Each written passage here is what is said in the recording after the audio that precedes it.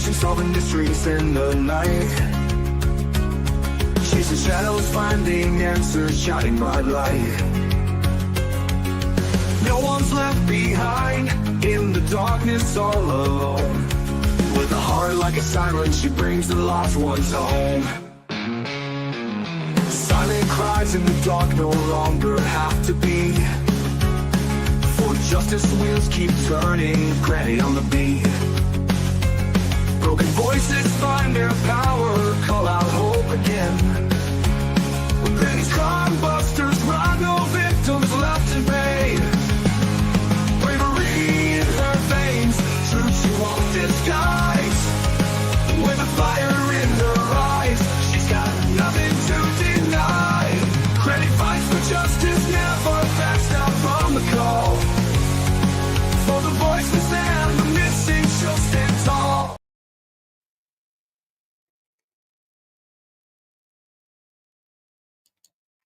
Hello, everybody. How is everybody doing today? Hello, Ginger Girl. Good to see you. Factory Girl, I see she was in here earlier. She said she's going to be late, but she hopes to get here. That's nice. That's nice. So, it's getting hot in here. I was gonna play that song, but I decided not to. Oh my gosh, guys, everything that's going on in this Sebastian Rogers case in the last few days has been crazy. It's really getting hot. I'm gonna share what At Night put out. I'm sure you guys already know, but we're gonna go over some things. So, for immediate release, April 2nd, 2025, At Night responds to baseless claims by Chris Proudfoot regarding the $447,000 reward for missing teen Sebastian Rogers. At Night, in collaboration with Dog the Bounty Hunter, has issued a strong response to recent remarks made by Chris Proudfoot, the alleged stepfather of Sebastian Wayne Drake Rogers. Sebastian vanished from the Proudfoot residence on February 25, 2024. Mr. Proudfoot has publicly mocked and belittled the $447,000 reward offered for credible information, leading to the recovery of his missing stepson. A reward that exists because of the failure under his roof. He has called it a joke, a remark as outrageous as it is revolting.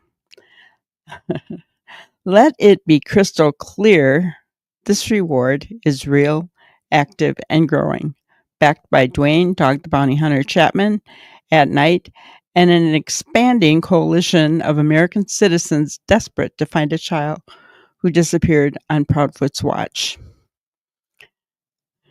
For a man who has done nothing to advance the search, Mr. Proudfoot has had no hesitation in undermining those who have given everything to it. He and his wife, Katie Proudfoot, have refused help, rejected direct offers from Dog the Bounty Hunter, lied about their cooperation, and aligned themselves with YouTube disruptors and conspiracy profiteers rather than true investigators, volunteers, or the public. Now they insult the very people searching for their son. At Night is actively exploring civil legal options against Mr. and Mrs. Proudfoot for their defamatory conduct, willful misrepresentation, and interference with the search for Sebastian. Their repeated lies and coordinated distractions have placed legitimate efforts and the safety of the public in harm's way. If Sebastian was kidnapped, it means that a predator still lurks in the streets of Sumner County. This is not merely negligent, it is dangerous. We will not tolerate it.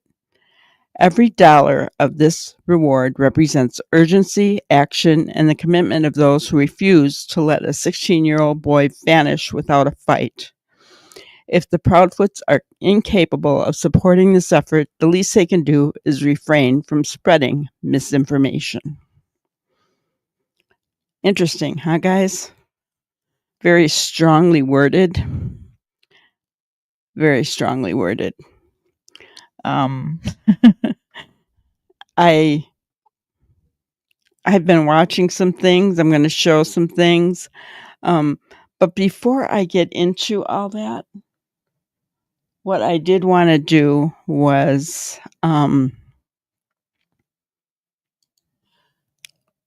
share this tab. And I think we're going to see quite a bit here. How guilty people behave, signs and psychological reactions. Guilt is a powerful emotion, and when someone has committed a serious crime, such as murder, it can manifest in distinct ways.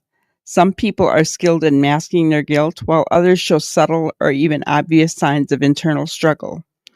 For law enforcement, private investigators, and even those seeking justice for their loved ones, recognizing guilty behavior can be crucial in uncovering the truth.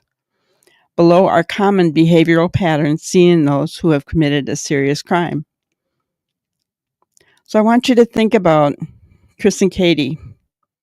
Guys, you can think about anybody involved in this case, actually, but let's think about some of these things seriously. Avoidance and distancing. Guilty individuals often try to separate themselves from the crime, either physically or emotionally. This might include avoiding locations associated with the crime scene or victim. What does that tell you, guys? Who left their home within a week? Distancing from friends, family, or co-conspirators out of fear of exposure. Refusing to discuss the victim or acting as if they never existed. Remember, it was, I think, 8 days. They even had law enforcement say that they weren't going to talk in the beginning and that they needed their space. Not your typical response of a worried parent of a missing child, right? In extreme cases, they may even move to a different town or change their social circles to escape suspicion. Like living in an RV in another city. Bighorn, Mississippi, come to mind to anybody? Over-explaining or contradicting themselves. When questioned, either by authorities or in casual conversations, guilty people tend to talk too much or contradict themselves. Huh. You mean contradict themselves like their stories change? Saying things that weren't asked in the question that was asked of them? They offer excessive details in an attempt to sound convincing. Their story changes over time as they struggle to maintain their false narrative. Interesting. They may accidentally reveal knowledge only the perpetrator would know.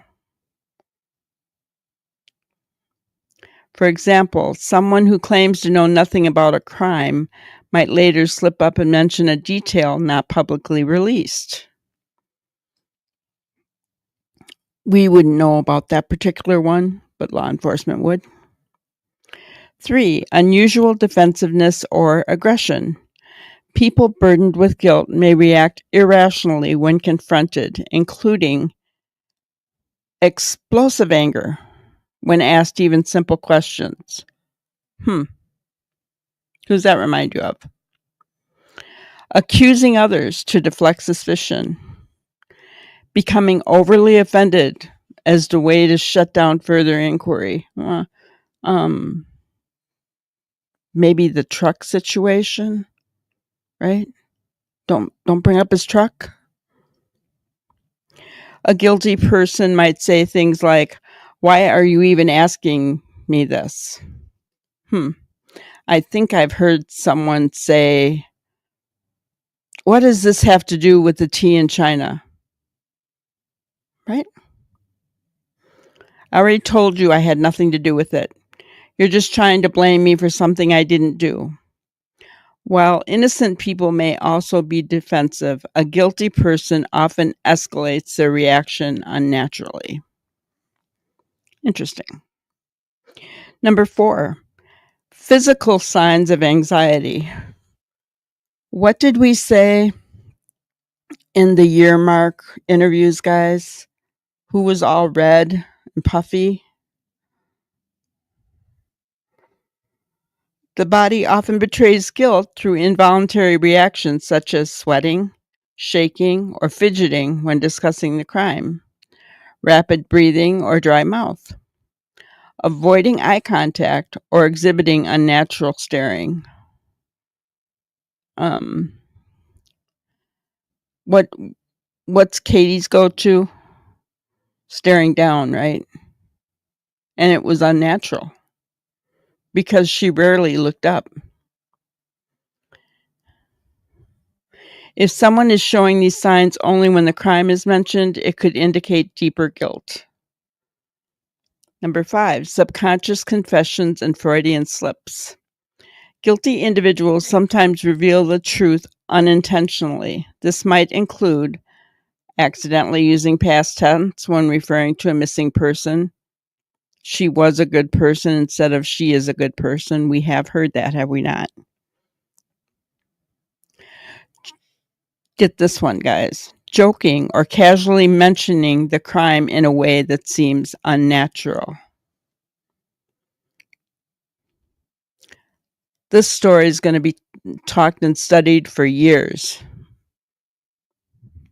And laughing about it, right? Making indirect admissions, such as saying, if I did something like that, no one would ever know. Excuse me? They will never find Sebastian? These subtle slip-ups can provide major clues in an investigation. So, guys, I want you to, if you have even thought that maybe law enforcement wasn't doing enough, I want you to know that they know about these slip-ups, guys. They're watching. They know what's going on. So just, if you've had any thoughts or concerns in that area, know that they see these too. 6, attempts to overcompensate.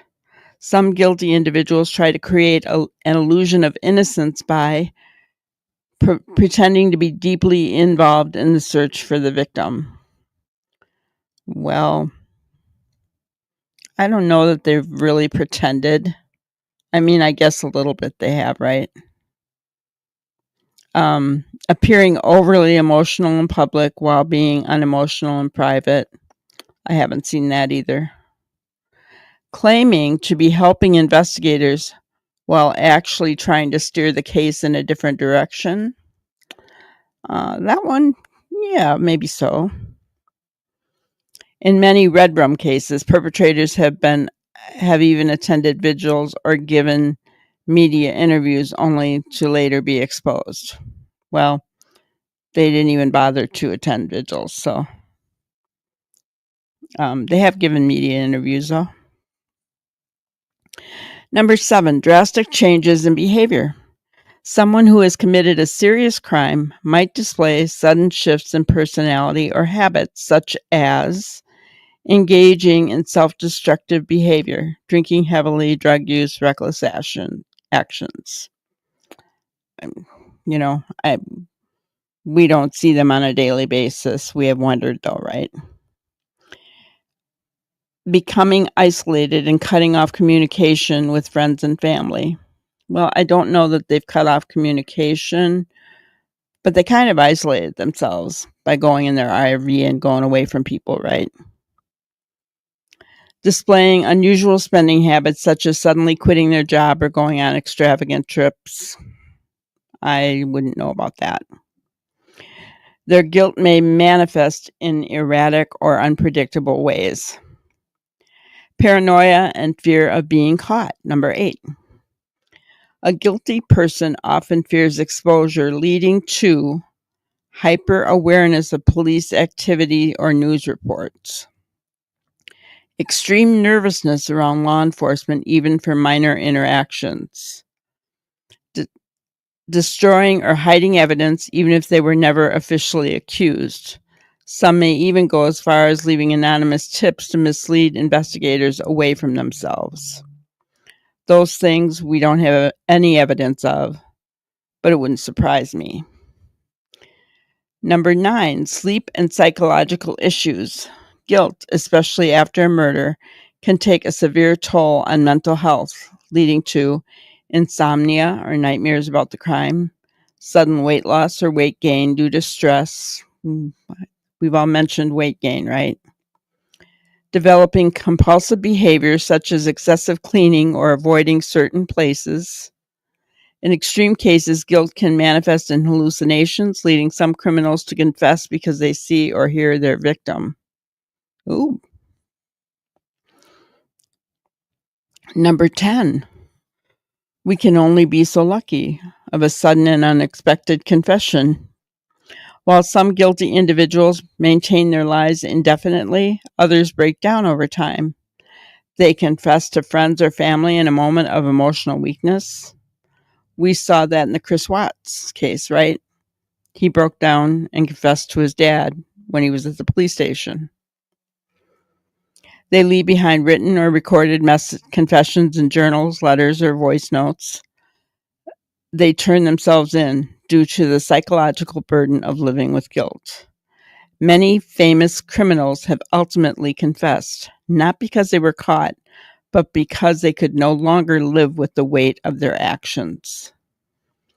In conclusion, guilt over a serious crime often reveals itself in both obvious and subtle ways, whether it's excessive defensiveness, avoidance, or drastic behavioral shifts. These signs can provide key insights into someone's possible involvement in a crime. For investigators, knowing these behavioral patterns can be invaluable in solving cases. For those seeking justice, recognizing these signs can help in uncovering the truth and holding the guilty accountable. If you suspect someone is hiding something, pay close attention, not just to what they say, but how they behave. Pay close attention. Interesting, guys, huh? All right. Let me get caught up on chat because I couldn't see it while I was reading all that. It sounds familiar to a couple of individuals. Yeah, very definitely. Hello, Canine. Good to see you.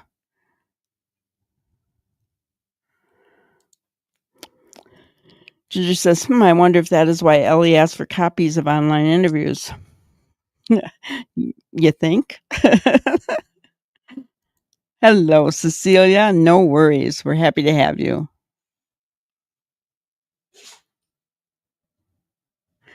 Let's see. Lacey, come sit down. Sorry, guys. She's acting up again.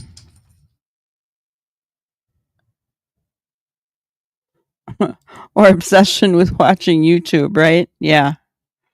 Watching what people are saying, So we just went through all that. It's in our minds. I want to watching YouTube in every Facebook group post. Yes. I want to play something that War Eagle came out with a couple hours ago. Let's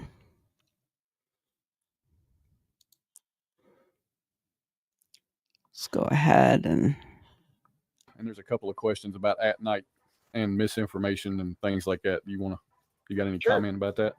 So what are your thoughts on at night and the misinformation? That's not what it says. Misinformation. Well, I was trying to summarize it between this one and the other one I saw. Well, okay, go ahead. Well, yeah, go ahead, Chris. Sorry. I'm sitting here reading the one she's got up on the screen from pizza. Caused us more issues, and I think that in real life. Yeah, IRL. Yeah. Or online bullshit. I mean, it's safe to say it's kind of both, but I really don't give two flying wingless bats what at night does. Oh my God! They are who they are. I'm not going to care what. I mean, Seth is associated with them. Let him deal with them. You know, wish them the best of luck. Misinformation, it's always going to happen because somebody's going to get their feelings hurt one way or another, and they're just going to push information out there. So I think one of the recent ones I've heard I thought was the funniest was apparently I was on a dating website, went to a bar with some young lady, and left her there. Bumble. Bumble. Don't even know what the site. I don't even know what that is, but that's okay. I don't go to bars. Doesn't go to bars and doesn't know what Bumble is. Do you believe that, guys? Do you believe what he's saying?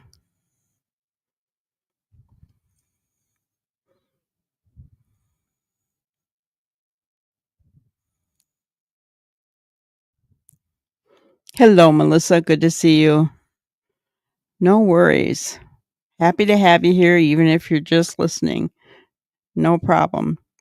But yeah, guys, do you believe that he doesn't go to bars? I guess that's probably, could be.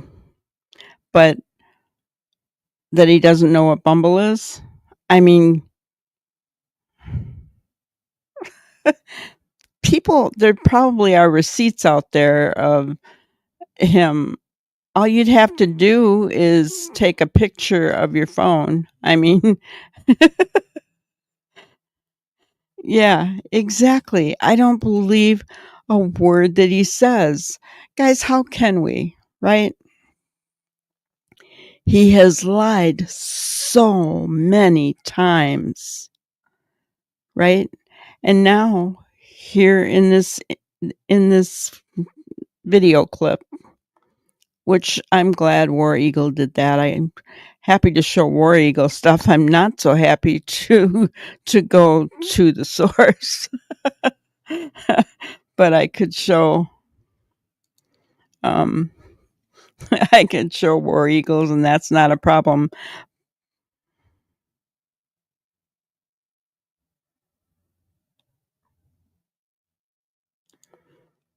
I don't believe it if he met that woman on Bumble and met her at a bar.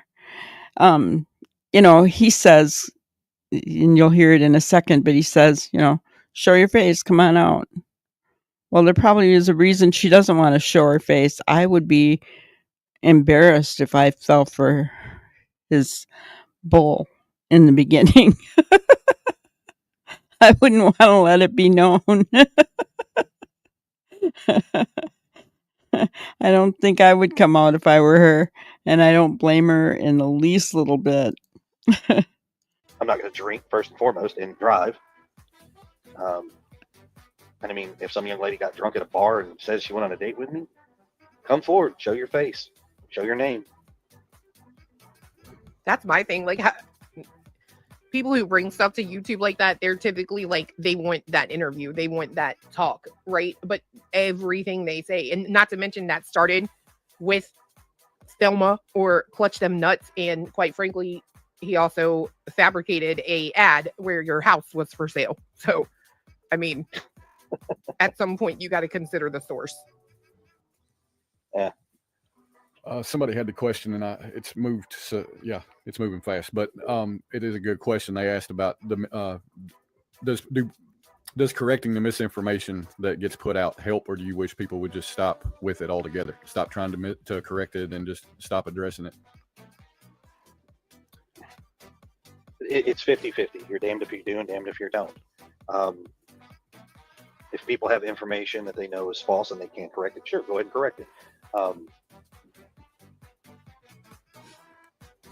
I'm kind of torn. I don't really know.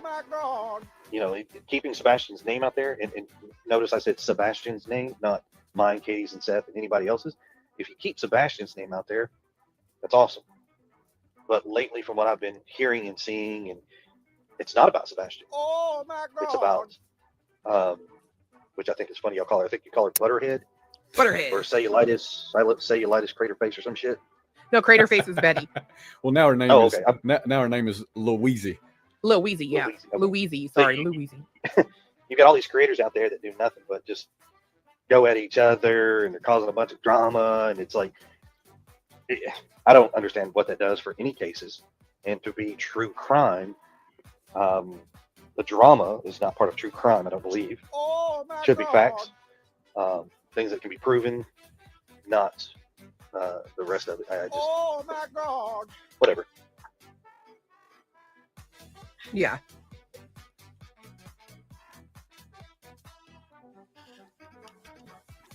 And there's a couple of questions about Sorry, guys. So,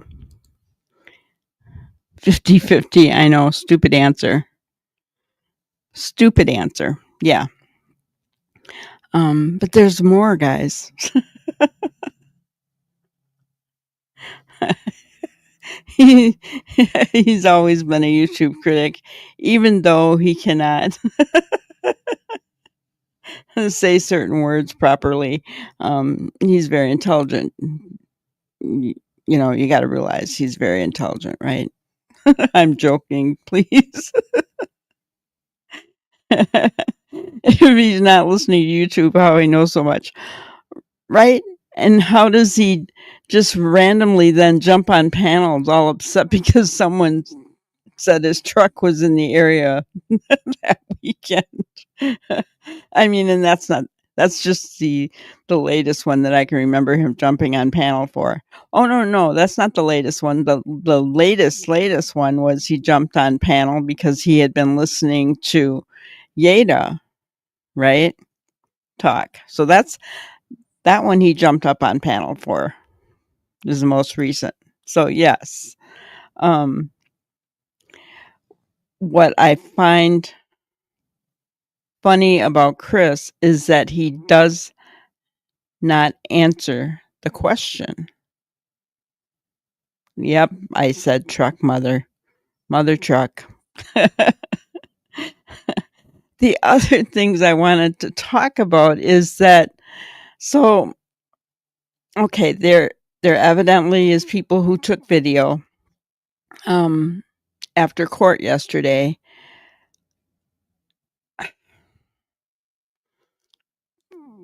The Proud Feet all had a big row out front. Chris was screaming at his mother. His mother was screaming, and in Terry Lynn's face, I mean, I don't know what all went down, but it was loud. It was obnoxious. It was horrible.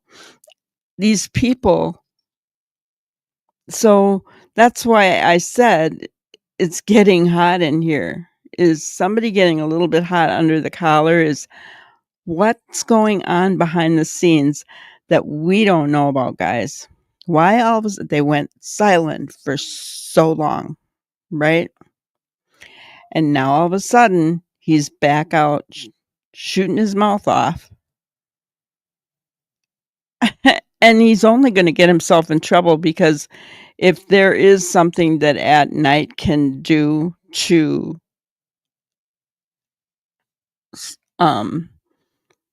silence him, like with some kind of a lawsuit, guys, they don't have any problems doing that, right? He is smarter than your average bear. Exactly. He is intelligent in his own mind in his little truck sitting beside his mama. Yeah. Yeah. I mean, it's really sad. And it blows my mind how he thinks that people will believe him. But where does he go? he goes to the drama channels. Those are his friends. Okay. So if you live in an expensive community, because guys, those are $650,000 homes on up, right? That's an expensive community, in my opinion. Not everybody can afford a $650,000 home. Okay. You can afford to live in that kind of home. You have a mortgage of $3,600 a month. Google it. You'll find it there, guys. I think it's on Zillow. What the monthly mortgage is for that kind of home. Guys, I don't even make $3,600 a month. So, you have some kind of money and you're not even living in it. You're living in a big, fancy, expensive RV that costs $100,000, right? Oh, excuse me, fifth wheel, right? It's a fifth wheel.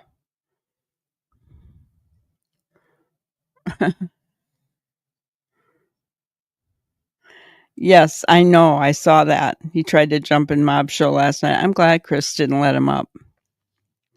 I am so glad.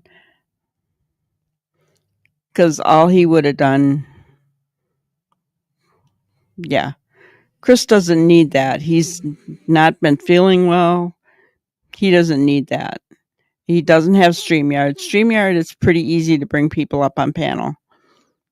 Even though I haven't done it yet. But he works with a different streaming service. So evidently it's not as easy for him to bring somebody up. I'm so glad that he didn't and couldn't. I know. He does have a fan club. I cannot believe how many people are defending this man and his wife. It blows my mind because everything that we have seen, guys, leads to them. And if we've seen it and we're not even, I'm educated, I've got a bachelor's degree, but, I'm not in law, right? I'm not a lawyer. I'm not a police officer. If we have seen this, think about it. What has law enforcement seen? But they got to put their case together. And I think the biggest thing is they want to find Sebastian, right? They don't want to put Sebastian in harm's way. They don't. See, the next one is this one.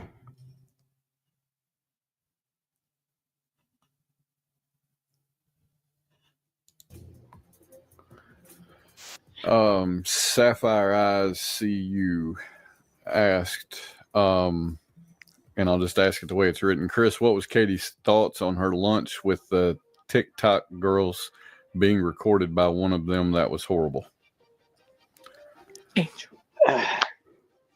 Honestly, I mean, she felt betrayed, but at the same time, I mean, trying to record to get what? And I don't think there was, I mean, she just felt betrayed, honestly. No, that's understandable. Okay. So, TikTok girls, I think probably many of you guys knew about this, right? They had recorded Katie when they went out to lunch with her. Did they get anything? I don't know. Chris seems pretty sure that Katie wouldn't have said anything. And, I do think Katie is stronger than Chris in that area. I do. Katie knows when to shut up. Chris does not. That's why on my thumbnail, I put masking tape over his mouth, a subtle hint that maybe he should shut his mouth. But you know what? He really could. Just keep talking. Just keep talking. Because Mike DeMann really believes that Chris is going to be the one to confess, right? Hello, factory girl. Glad you made it back. And so I really think that there is something to that. I really, it said here, let's go back to this. Sudden and unexpected confession. While some guilty individuals maintain their lies indefinitely, others break down over time. Okay. So, and when I'm thinking about this, guilty individuals, think about Brian Koberger. Do you think he's ever going to confess? Because I really don't think so. I think Brian Koberger thinks that he's smarter than everybody and he's going to get off. But they have too much evidence against him from what we're finding out. He's one of those people who will never confess. I think Katie might be one of those people who will never confess. But I think Chris kind of goes along with his third bullet point.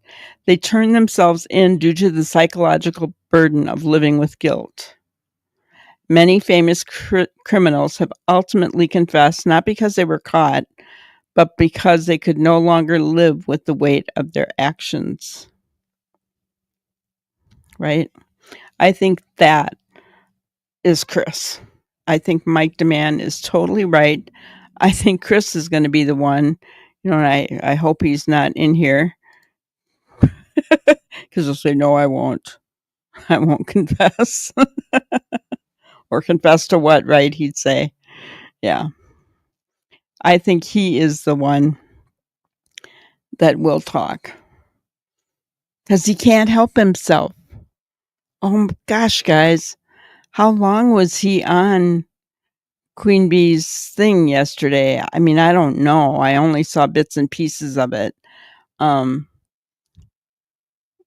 yeah, he was on there a long time. Talking his truths, right? Talking his truths. I will give him kudos for this one, though. Oops, sorry. Days, basically. Right. They, I'll start it over. yeah, so it was filmed in two different like segments or days, basically. Right. They came. Did they do you guys at home or like in an office setting? Ours is not inside of our house. Ours is in a different area. Oh, gotcha. I won't disclose the area. Just no, you don't have to. I'm just saying, when he was explaining that they were in the bedroom, I thought, well, they must have done this in home or something, It was a personal choice. Oh, nice. And that is just, it's something that Katie and I talked about, and we decided on other things for various reasons, and I think that's why. But I mean, the way it was done, it was very tasteful. It's very professional. That's awesome. And I think Seth, from what I've heard, Seth did a great job too. But I mean, we won't see it. We will see it when everybody else sees it. It's not an early release to us. So we were told sometime at the end of April. Yeah, so it was filmed in two different like segments or days, basically. Right. They came. Did they do you guys at home or like in an office setting? Ours is not inside of our house. Ours is. Okay. Didn't realize it started over there.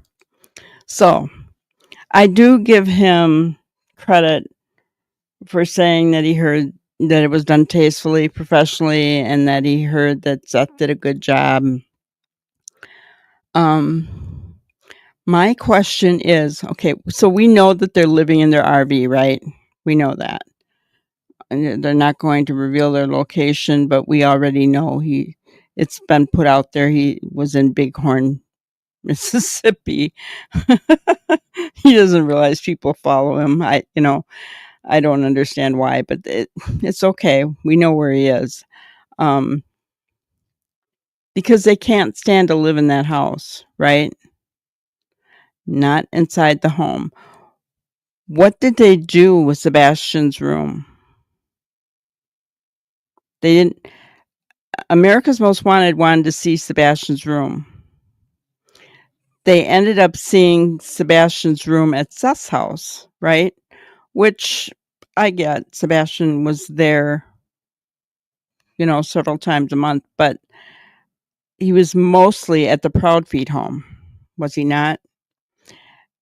That's the room where he went missing from. That's why they would have wanted to see that room. But no. Let's not help anybody. These people are helping us by putting this on national news, but let's not help them with it. Let's not let them into Sebastian's room. Why? Is it empty now? Did you get rid of all of his stuff? Because you know he's not coming back for some reason? And why do you know that? I'm just saying, guys. If we look back at what they said here,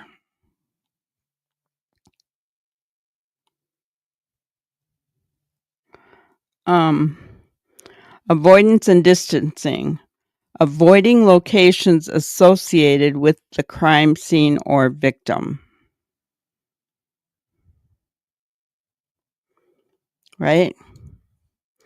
I mean, even the refusing to discuss the victim or acting as if they never existed, that's kind of what they do. They don't talk about Sebastian when they're out there on the YouTube streets. They're too busy trying to defend themselves.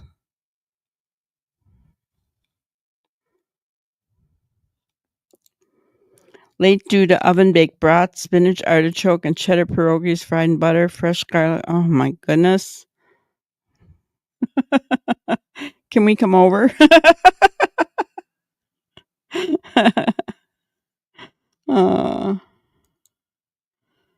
Sounds really good. But yeah, so I mean, I give him credit for, saying that Seth did a good job, that he heard Seth did a good job, and for saying they did a professional job. But yeah, I have a feeling Sebastian's room is empty too, Cheryl. And welcome in. Good to see you. When they got the go ahead to clean and they had a professional cleaner come in, I think they got rid of Sebastian's stuff. My opinion. I could be wrong. Wouldn't be hard, guys. All they had to do to get rid of Sebastian's stuff without being seen is pull the van into the garage and carry the stuff, put it in the van, and leave with the van. That's all they would have had to do. Nobody would have ever known the difference. Right? We know that Seth's not been back at the house. I don't know if, when the last time law enforcement was there. So, I mean, we could be wrong, right? It could be just the way he left it. But I do not understand why they won't let. Chris does not like anybody inside their house, anywhere near their house. He's very paranoid, and he's been like that from the beginning. That's right. They did have that U-Haul in the driveway for a while. They could back that up in the garage as well. Right?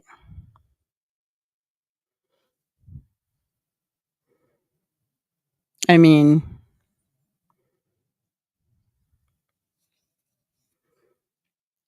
So yeah, there's many different ways they could have gotten rid of things from there, from Sebastian's room. And I don't know about you guys, but if I had a child missing, this would be a good question to ask Robin if she was here, but I wouldn't be able to get rid of their things. Their room would have been left the same way it was. I wouldn't be able to touch it other than clean, right?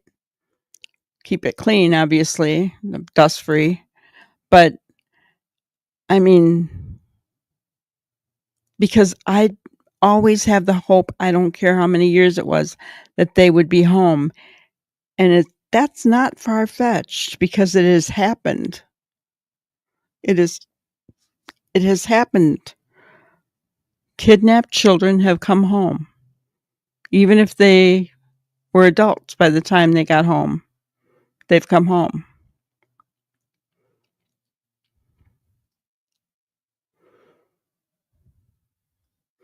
So I don't know, I think about everything that is in this article fits these two. Now, if you look at it, I let's just do this for the sake of being fair. If we're talking about Seth, has he avoided or distanced himself? Seriously.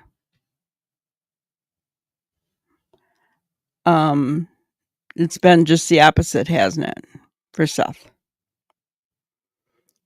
I'm just being fair, right? I'm just being fair. I don't believe Seth had anything to do with his son's disappearance, but just to be fair, let's look at these examples as far as Seth goes.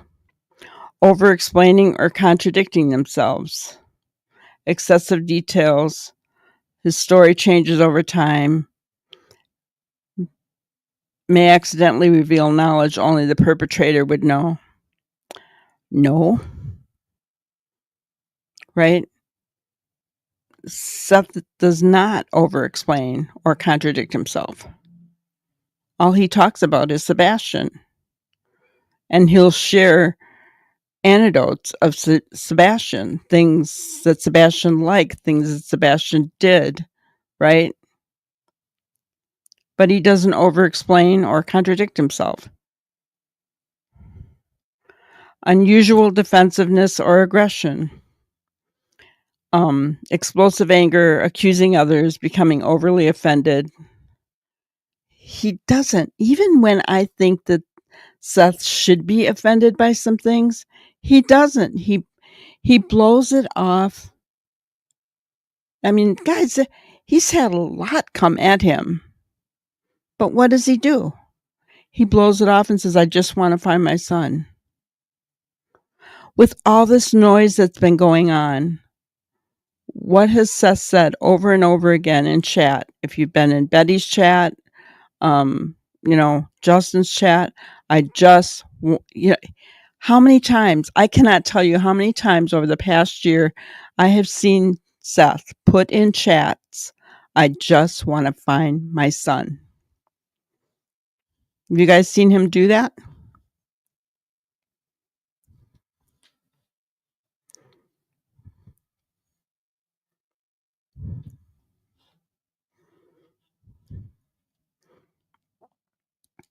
Okay. Number 4, physical signs of anxiety.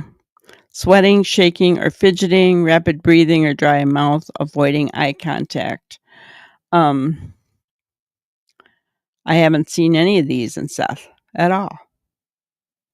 He doesn't sweat or shake when he's discussing Sebastian's disappearance. He doesn't have rapid breathing. He doesn't avoid eye contact. Subconscious confessions and Freudian slips. Seth has never used past tense.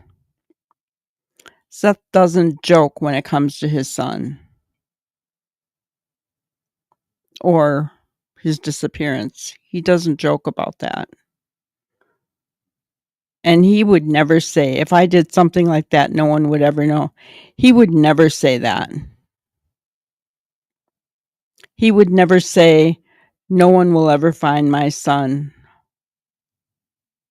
But I think I heard Chris say, no one will ever find Sebastian.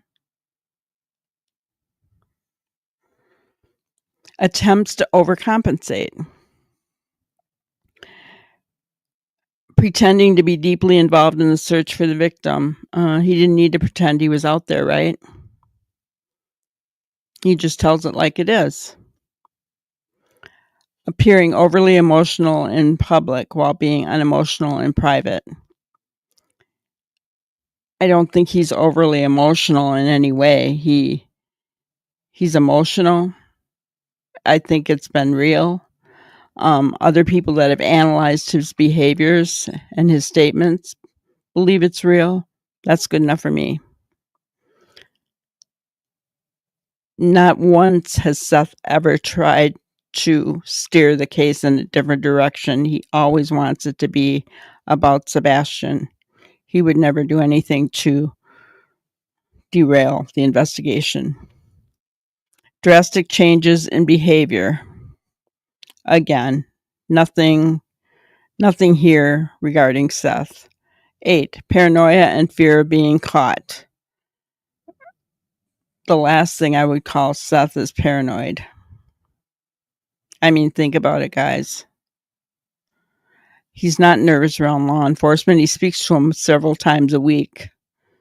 He is law enforcement, right? Sleep and psychological issues. I think he does lose sleep. I will say that. But it's because he doesn't know where his son is and he doesn't know what his son is going through. I think any parent would lose sleep in that way. As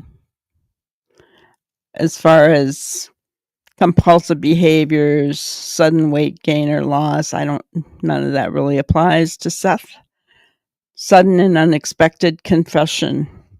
Again, Seth didn't do it, so why would he confess to anything, right?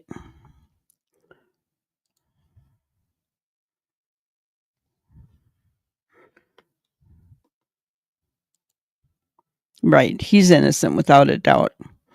But I wanted to do that to just kind of go through it and show you guys the difference in looking at Seth compared to looking at the Proud Feet. The Proud Feet fell in line with every single one of these 10 examples.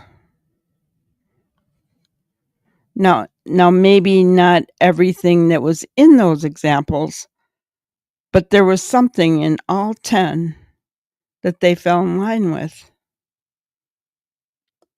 Hello, Chemistry Queen. Good to see you.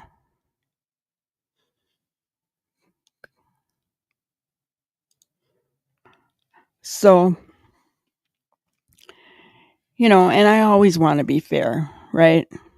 You guys know where I stand. You know that I believe that Seth is innocent. But, to be fair, we took a look at both sides when we looked at these 10 things. You can't make this stuff up, right? You just can't. So all of the, everybody, and it is funny, guys, because we're trying to get up to 1,500. We have been stagnated at 1,358 subscribers for days now. Why? I think it's because of the noise that's out there.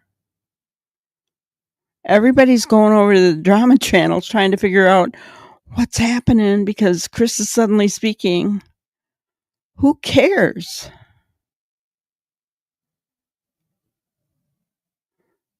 You know, if he starts talking and confessing, that's another thing. If he confesses, I will show that on the channel. I will, guys. I will show that. But I mean, otherwise, why do we care what he says? Because we know everything that he says, he's just adding to the evidence that's piled up against him for law enforcement. That's my opinion. He's just adding to it.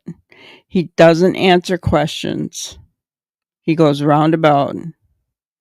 Even the question about Katie, he stopped. He said she felt betrayed. And then what are they, what are they looking to find out about by recording her? And then he stops. And he shut himself up. He stopped because he knows that Katie is not going to say anything. Were there any updates on Mob Crew?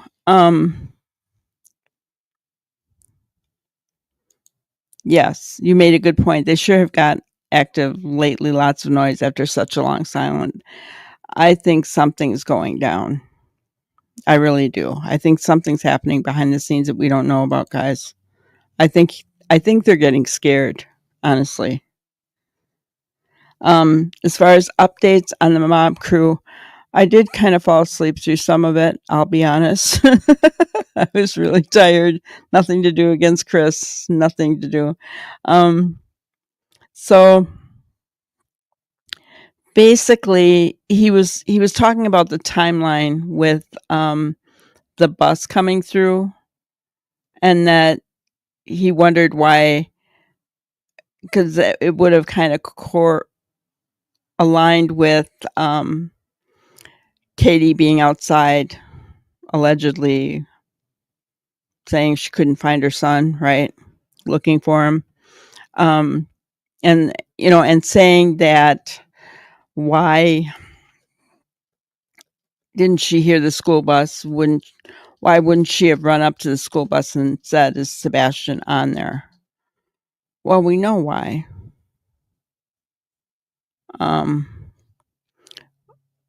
We know why because it was all a show. She knew where Sebastian was, in my opinion, right? She knew where he was. So, but he said that the school bus came through like at 6:20. I believe that's what he said. Don't quote me. I'm somewhere around there. But Seth had said that Sebastian got picked up by a special bus, like after 7 or something, which would make more sense. Why would Katie just be getting Sebastian up at 6 if he was getting to the bus at 6:20? That would not make sense to me. And the other thing, I don't understand why the bus comes through that early when the school is only just down the road. I mean, evidently it does because he did have video of a bus coming through at that time. But I don't get that because the school is just, I don't even think it's a mile down the road, guys. So I don't understand why they'd be picking the kids up that early, but whatever.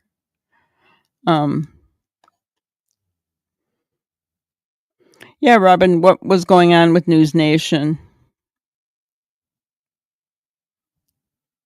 They have CP Yak in there too.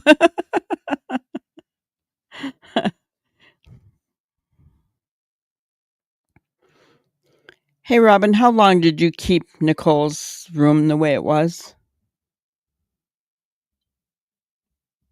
They have breakfast programs. Yeah. And I get that, but that's still early.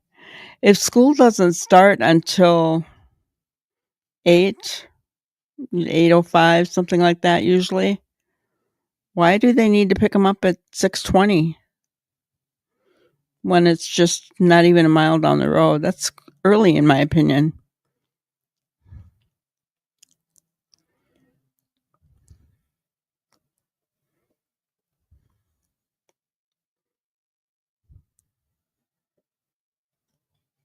Oh, KP did an interview with News Nation. Oh.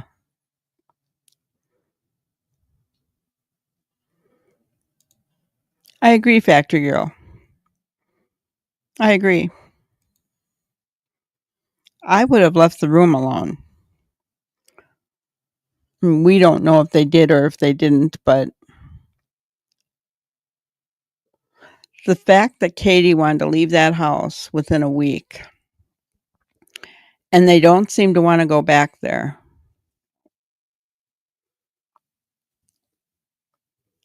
Um,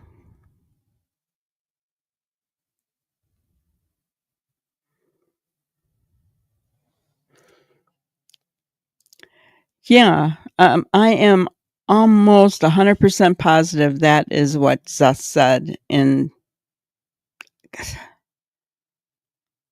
Oh, I don't know if it was an interview.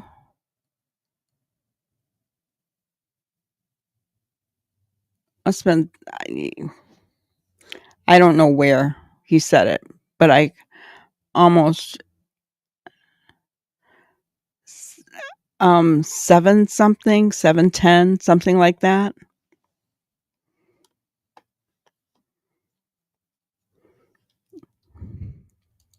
Like I said, I don't remember where he said that though.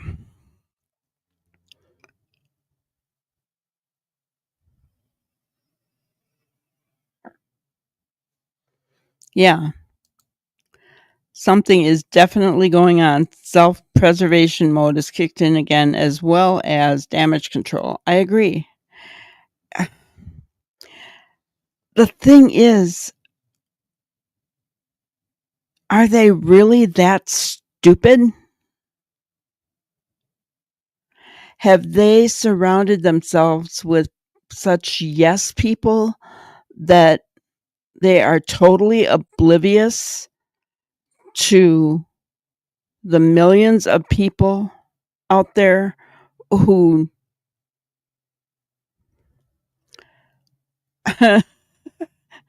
who realize what's going to happen in this case, who realize that they're guilty? Guys, they didn't fit into all 10 of these things by happenstance.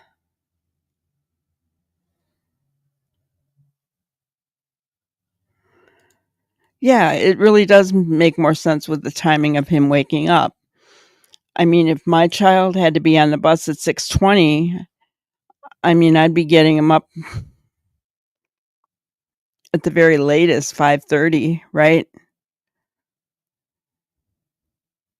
Assuming that he had a shower the night before and all he had to do was brush his teeth and his hair and get his clothes on and, put on deodorant, whatever, and eat.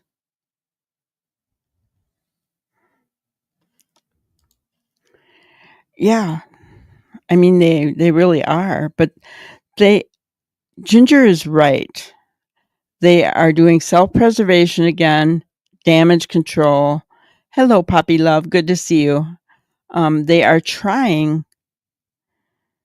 to cover their butts again. Out here in the YouTube streets, they're coming out, and doing all this. Well, why? Why? Right? Why? I'm going to see if I can find that News Nation interview. Was it with Ashley Banfield? Do you know?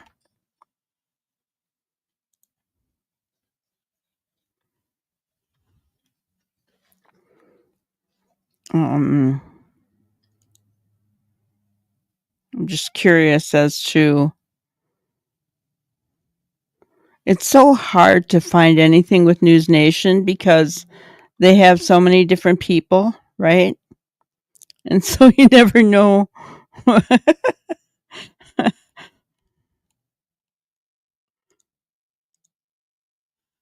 Videos.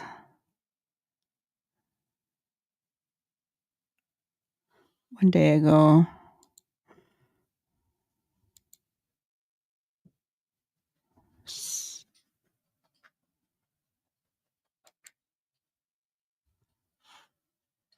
I'm trying to find it.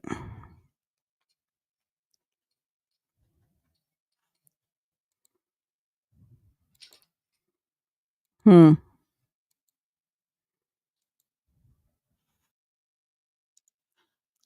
I'm not seeing it anywhere.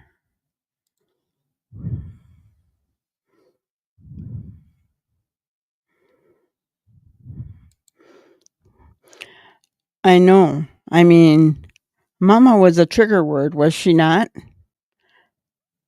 And now he's yelling at her outside of the courthouse. Guys,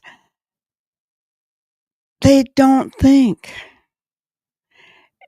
Chris runs on pure emotion. For a man, that's weird. But that whole family has anger issues.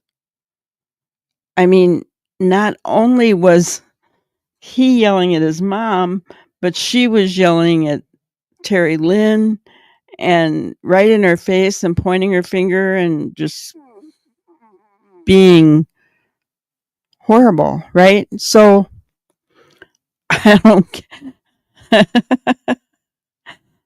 I don't understand. You know, are they just doing this as a distraction?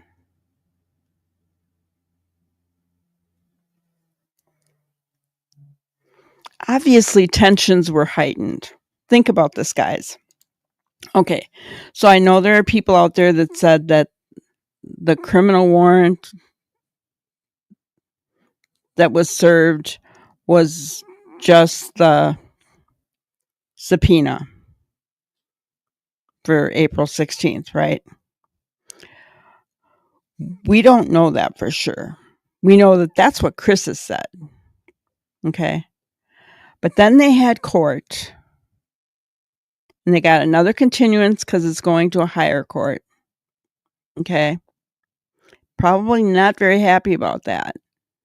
Now, if he did get a warrant served to him, we don't know what it was about. Then he goes to court. He doesn't get his way. Then he goes outside and his mother's screaming at Terry Lynn. I mean, why are their tensions so high on that day?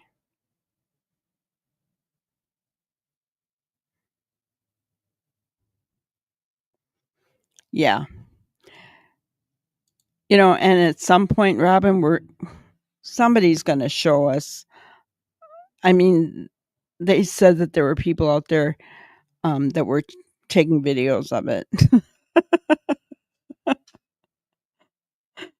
which I gotta say, if I'm 1,100 miles away, right? But if I had been there and I'd been standing outside after court and I saw Chris and his mama, oh yeah, you could bet I'd be taking videos of it.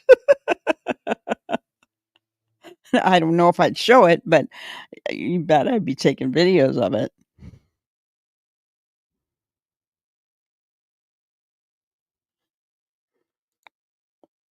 This says, last night I heard that CB looked like she had lost a lot of weight and not well, someone who was in the courtroom. Yeah. Tensions are high, guys. What's going on that we don't know about? Is at night getting too close? I'm just saying, guys, um Ginger. Did he yell at his mama and then jump in his truck?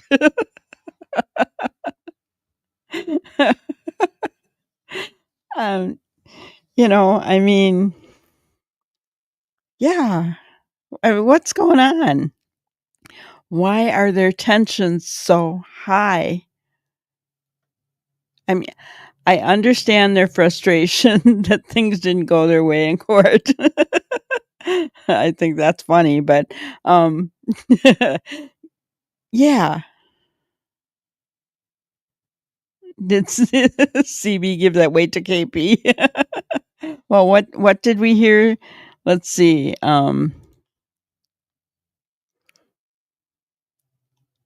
Sudden weight loss or weight gain due to stress.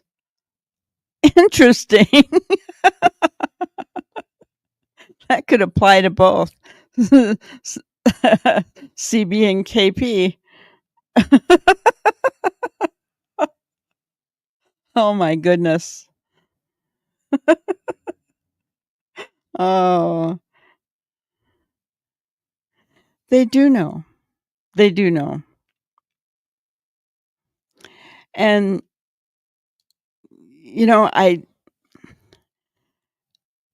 I always like to have something to go off of, and that is why I picked this list. How guilty people behave, signs and psychological reactions, right? It fits. So I mean, I didn't, guys, I'm not a drama channel, right? But you have to address what's going on, right? I mean, I'm not going to shove it under a rug and pretend it's not there when all of you already know that it is there, right? So I'm going to discuss it, but I'm always going to try to discuss it in a way that makes us think about guilt or innocence. And that's what I was trying to do here today, and trying to be fair. I tried to look at it as far as Chris and Katie, and then I tried to look at it. We even saw a little bit of Kathy Bauer socks in here, right? And I also tried to look at it as, does Seth fit in this? Seth does not in my opinion.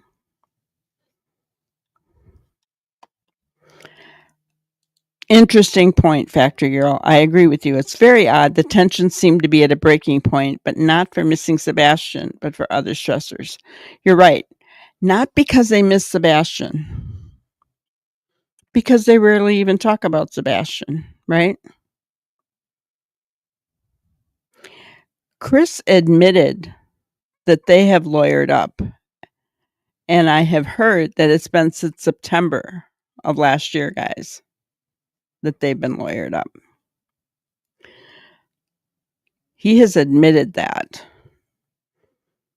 So something is happening, guys, behind the scenes that has them running scared. Could it be that, if you look at number 10 here, co-conspirators could even be threatening, because we know it wasn't just Stinky Feet, right? They had to have help. Are other people getting to the point of, $447,000 is a lot of money. Are they getting worried? Is that why Chris is saying that the reward money is a joke? Because he's worried that one of his co-conspirators is going to take it and turn evidence?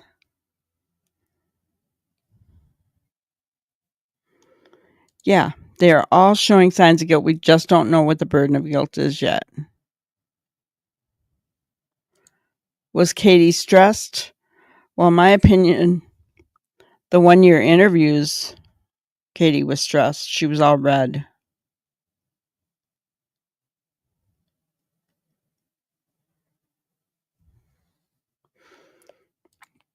I imagine Seth does have some guilt. He didn't see the signs of abuse. He was Sebastian's protector and he feels he has let him down. Yeah. If there's any guilt on Seth's part at all, it would be that. He didn't know what his son was going through. He did admit that his son said he didn't want to go back there. He asked him why. Sebastian wouldn't tell him. I get that. You can't force a kid to talk to you, right?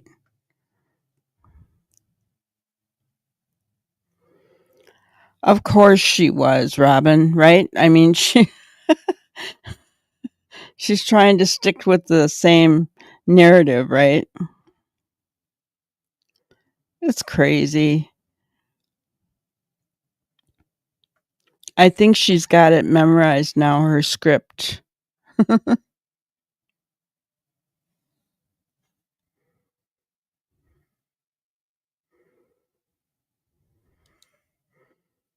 But yeah,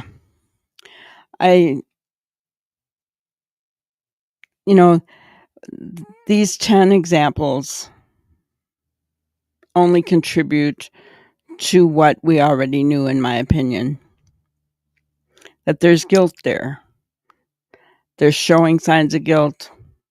Like Ginger said, we just don't know what that burden of guilt is. Right? Just don't know what that burden of guilt is. But I really feel like someone or something is about to break. Tensions don't run that high without something happening. Think about that. Right? Something ends up happening when tensions get that high. Not only that, but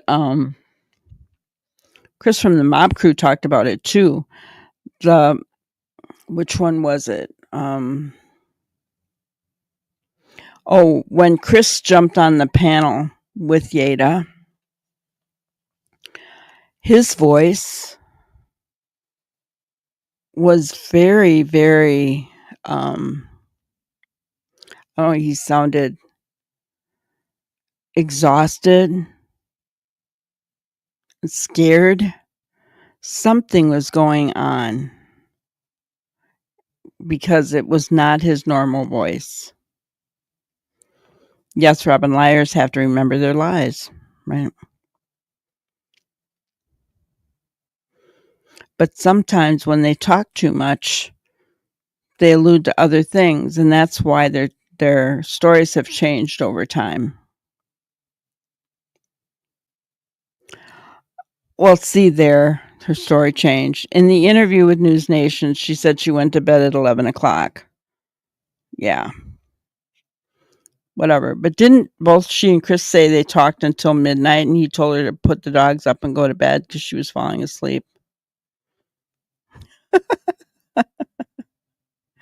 She is just something else. Something else. If I find that interview, I'll play it tomorrow for you guys. Just going to take me a while to find it. I have to look in several different spots.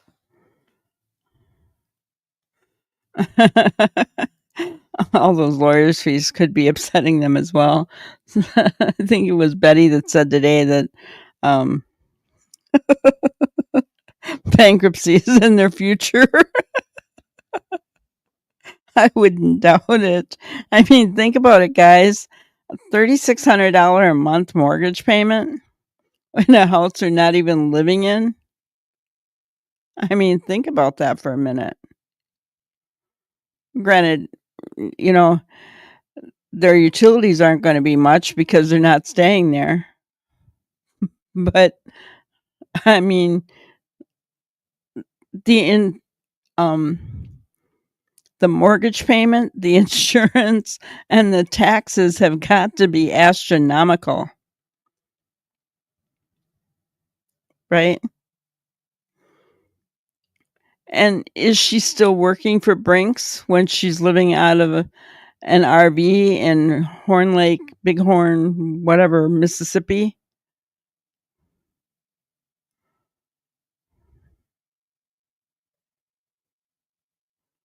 I mean, I'd like to know that.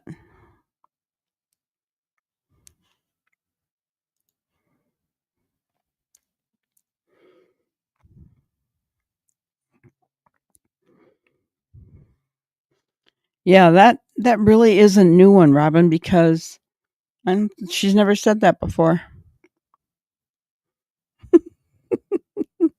Keep talking, Katie. You keep digging that hole bigger and bigger and bigger.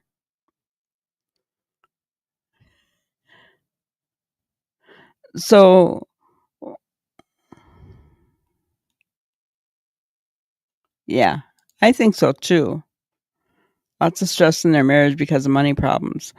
And one of the things I heard, and again, this is alleged, guys, was that Chris refused to pay for anything for Sebastian, that she had to pay for it. So anything that he needed, and I don't know if that included food, but that she had to pay for it. But she didn't have a problem calling Seth to ask for things as well, which is fine because they had an agreement, no child support, and he would provide anything that she needed. So, was it Ashley Banfield, Robin?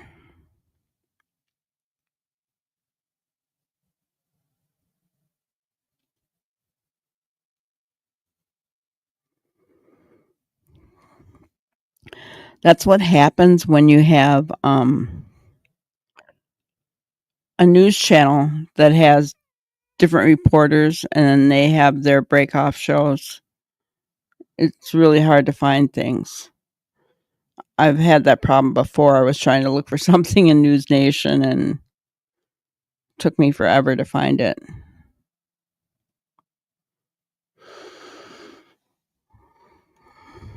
But yeah.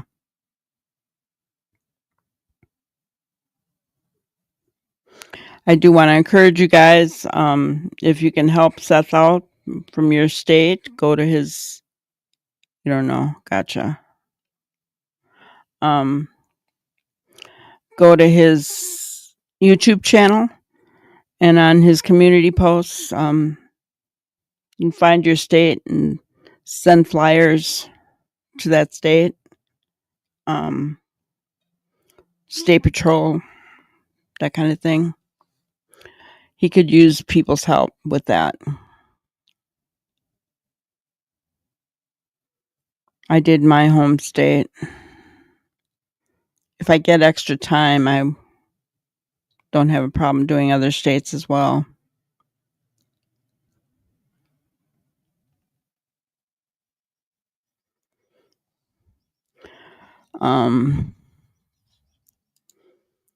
But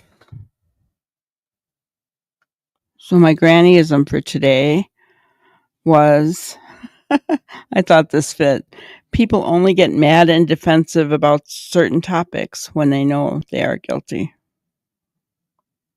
I don't know who wrote it, but it was an actual quote. Probably someone who does research on guilty people. But to me, this really fits Chris. People only get mad and defensive about certain topics when they know they are guilty. Certain topics like their truck.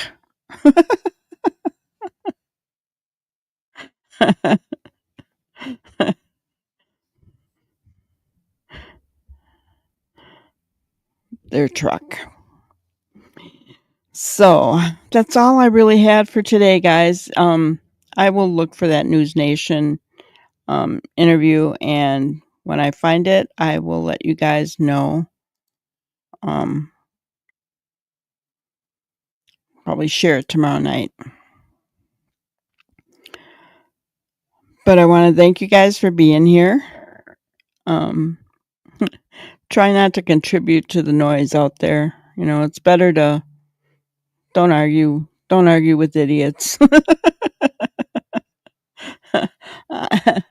I always have to remind myself, when you've been through abuse, there's something that rises up in you, and every time, if somebody comes at you, you want to just go back at them verbally, right? It's not always the best way to handle things, so don't argue with the idiots. So thank you guys for being here. I appreciate you. Please hit the like button on your way out. Thanks so much. Thank you for watching another episode of Granny's Crime Busters. We really appreciate each and every one of you. Don't forget to subscribe and like and even share the content. You can follow us on any of our other social media platforms at YouTube, Twitter, Instagram, Facebook, and TikTok. We really appreciate you guys, and you can also email us at granniescrimebusters@gmail.com. Thank you so much, and we will see you on the next one. Thanks, guys.